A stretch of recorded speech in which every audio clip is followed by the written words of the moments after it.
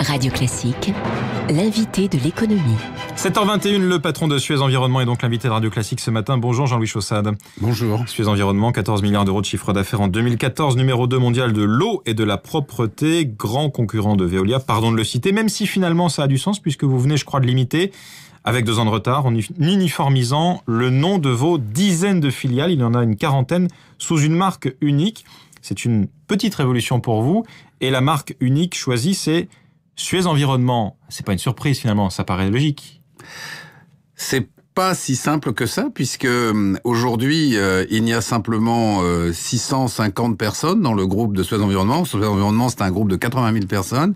Il n'y a que 650 personnes, qui portent le nom de Suez Environnement. Donc en réalité, si c'est une vraie révolution, c'est l'idée en fait que nous travaillons tous ensemble sous le même nom, ce qui va nous donner une plus grande puissance de feu, en particulier au commercial, à un moment où le développement du groupe à l'international s'accélère. 1 an et demi de réflexion, je crois, pour arriver à ce choix de marque unique, Suez Environnement, sachant que l'idée au départ était éventuellement de changer de nom carrément.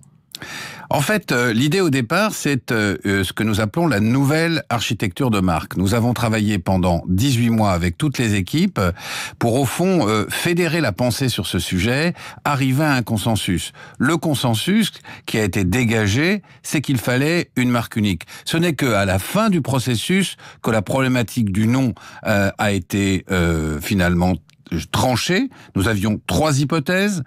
Prendre un nom complètement nouveau, prendre des marques que nous avions, qui étaient chez nous, ou garder Suez Environnement. Et nous avons pensé que Suez Environnement étant la marque à la fois chez nous la plus connue, celle qui a une très belle histoire, c'est celle du canal, c'est celle d'un lien créé au 19e siècle entre l'Orient et l'Occident. Pour toutes ces raisons-là, le plus connu aussi, celui sur lequel nous avions le plus investi. Pour toutes ces raisons-là, nous avons décidé de le garder. Sauf que aujourd'hui, il y a un autre Suez, GDF Suez, qui détient d'ailleurs la propriété de la marque Suez aujourd'hui et qui est votre actionnaire à hauteur de 35%. Est-ce que ça n'est pas compliqué ? Est-ce qu'il ne va pas falloir choisir à un moment donné entre les deux ? Écoutez, je rappelle que Suez Environnement et GDF Suez vivent, j'allais dire, ensemble avec des parties de marques communes depuis maintenant 8 ans. Donc je ne pense pas que ça soit une difficulté. Nous sommes dans l'environnement, comme le nom l'indique. Eux, ils sont dans l'énergie. Je pense pas que... Vous êtes tous les deux à l'international. Est-ce que ça ne donne pas un peu de confusion auprès de vos clients ? Pas dans les mêmes métiers du tout. Non, ça n'a aucune confusion possible. Non, absolument pas. Vis-à-vis des clients, comment ça va se passer, cette unification de la marque sous la bannière Suez Environnement ? Ça veut dire que les clients de Degremont, Sita, United Water, Agbar, etc. sur la planète vont voir assez rapidement. Nous nous sommes donné à peu près 18 mois pour changer complètement toutes les marques, au sens tous les visuels, vont voir disparaître les marques auxquelles ils étaient habitués et vont la voir remplacée par la marque Suez Environnement. Et en interne, 80 000 salariés, je crois, en France et dans le monde pour Suez Environnement. Vous le disiez, c'est un gros changement, une petite révolution de vocabulaire. Est-ce qu'il y aura des sanctions pour ceux qui ne se conformeront pas au nouveau nom ? Écoutez, d'abord, ça va être très difficile de ne pas se conformer au nouveau nom. Ouais. Ensuite, des sanctions, ça n'a pas de sens. Enfin, une tirelire, 1 euro par... Non, et puis enfin, n'oubliez pas que le processus que vous citiez tout à l'heure, de 18 mois, en fait, nous a convaincus que la totalité des salariés étaient en faveur de ce mouvement. Et d'ailleurs, nous les avons réunis. Pas tous, mais enfin, il y en avait quand même 2500 avant-hier, soir, au Louvre, et il y avait à la fois énormément d'émotions, et en même temps, il y a eu un tonnerre d'applaudissements au moment où on a révélé que Suez Environnement serait le nom de tout le groupe. Non, il y a une très forte adhésion, au contraire, des salariés. Un mot de votre business, Jean-Louis Chaussade, donc l'eau et la propreté, les services, notamment auprès des collectivités qui sont vos clientes, elles sont aujourd'hui sous pression, ces collectivités locales, pour faire des économies, sous pression de l'État. Quel impact pour les contrats de délégation publique que vous avez aujourd'hui dans votre giron ?